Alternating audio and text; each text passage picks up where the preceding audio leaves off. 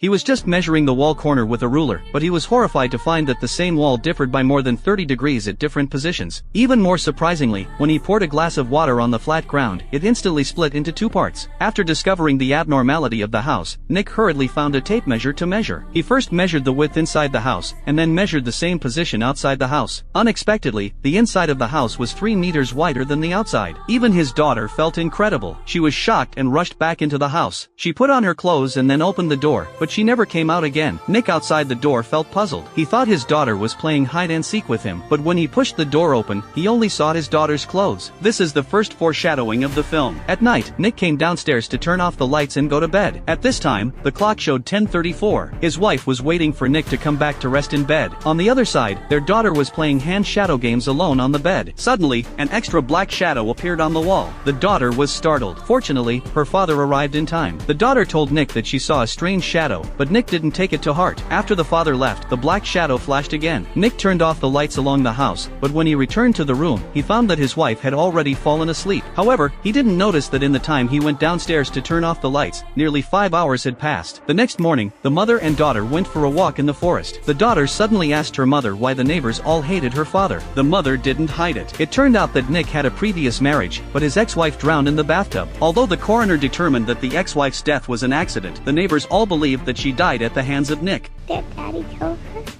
No.